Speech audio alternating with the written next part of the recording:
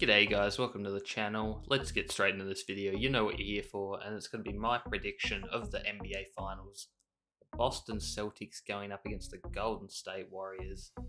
And no one really thought this was going to be a finals matchup at the start of the season. Some people were high on the Warriors, but the Celtics were more unlikely than the Warriors at the start of the season. But then towards the end of the season, it was basically more likely that the Celtics were going to make the finals than the Warriors, according to certain models and data, and the analytics crew all loved the Celtics throughout the second half of the year.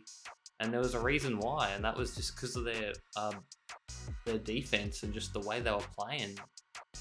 After I think it was around February, near the All-Star break, then they made the trade. They got rid of Schroeder and Richardson. They brought in Derek White, who's been, he's just a good player for them. He hasn't shot the ball that well, but he does everything else well, and he just fits in seamlessly.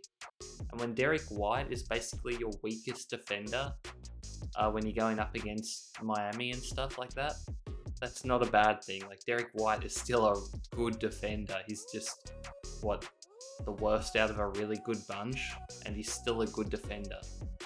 But yeah, anyway, my prediction for this series, there hasn't been a final series, I feel like, this anticipated in quite a while. I feel like probably have to go back to 2016 when it was Cavs Warriors, the rematch, but this time Irving and Kevin Love were healthy, and that went down as one for the ages, although it could have easily been 4-1 Warriors if a certain player named Draymond Green didn't get suspended. But that's probably my favorite year, basically, of life. 2016, I thought it was a great year, and it was basically the best finals ever. Although there wasn't really a close game, I feel like, in that finals, except for Game 7.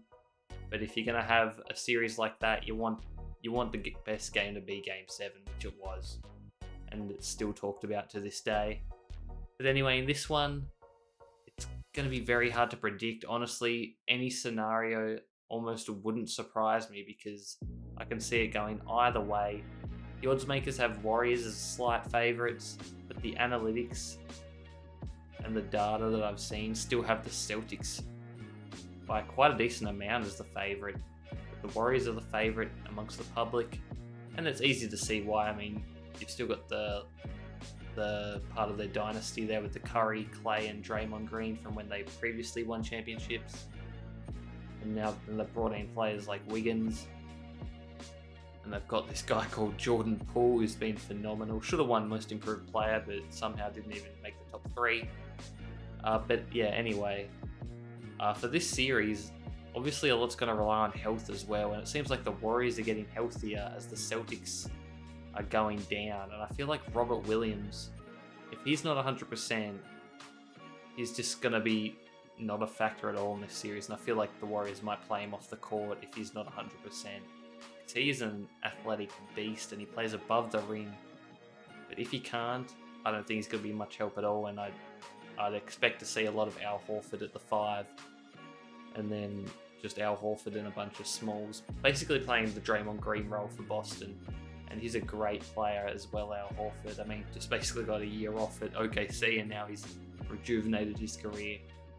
And I think he had the streak of the longest amount of playoff games without making the NBA Finals. And he's finally done that. So good to see Al Horford in the finals. I feel like not many people can hate Al Horford. He just plays the game the right way and does his thing. But yeah, into my prediction now. I'm going to go... Now, I've been thinking about it a lot. And honestly, I'm happy to be wrong. Because I kind of want... actually, I don't know, because I do like Curry. I feel like it's impossible to hate Curry, but I wasn't a fan of Curry back in the day because I'm pro LeBron, especially back then. But as the time has gone on, I don't like Durant at all. I always thought Curry was better than Durant, and I think it's proven now.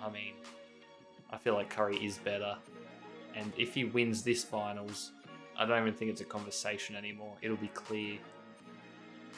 But I'm gonna go Warriors in 6. And I'm not confident at all, but that's just my prediction. I feel like they're going to be up 3-2 after 5. And then Boston will have a chance to obviously equalize the series, but they just haven't been as good at home as they I feel like they are on the road. I feel like they're almost more comfortable on the road. And I feel like the Warriors are just a more savvy, veteran, experienced team, and they aren't going to lose a series clinching game. So I think they're going to win in 6 in Boston. I would like to see it go 7 because that would just be epic. But I feel like Warriors are going to win. Obviously, Curry, Finals MVP for the first time in his career, although he should definitely have one from 2015.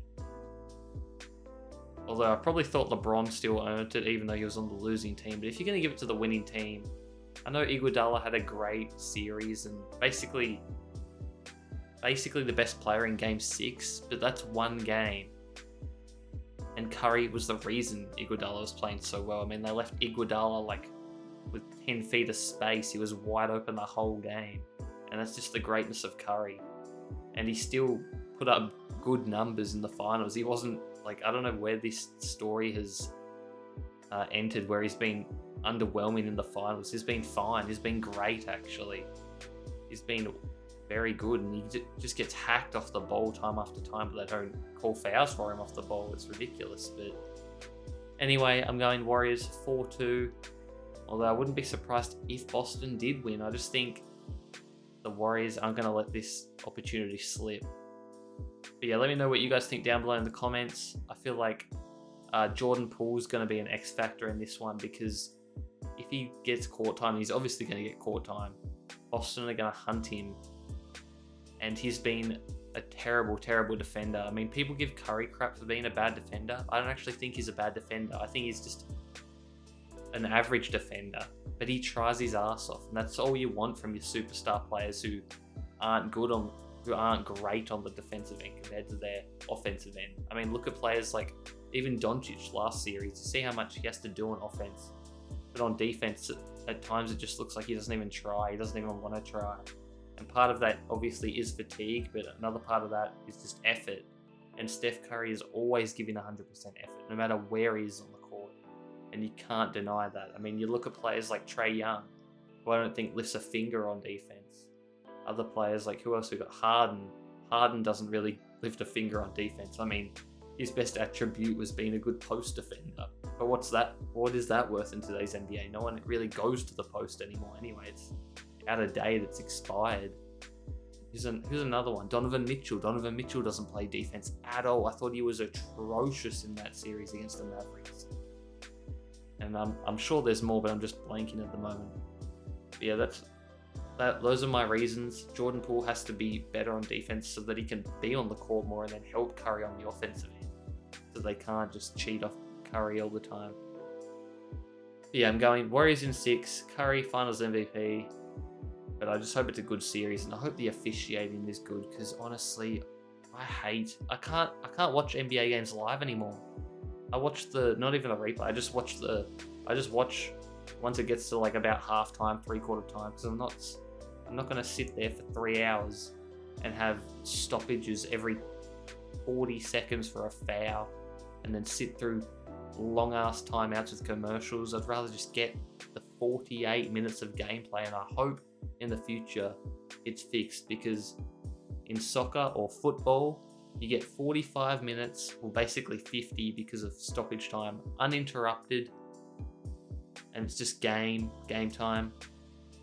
And then you have a halftime break and then straight into the rest of the match. There's no big stoppages like basketball. I just don't get it. There's 48 minutes of game time and the product goes for like 3.5, 4 hours. It's ridiculous. So I hope they fix that. But yeah, thanks for watching, guys, and let me know what you guys think is going to happen in the NBA Finals. I'm interested to hear your feedback. And make sure to drop a like, comment, and subscribe if you enjoyed it. It'll really help me out as I'm just starting this channel. Hoping to get it off the ground, and maybe I'll do some more NBA content in the future. But yeah, thanks for watching, guys. Peace.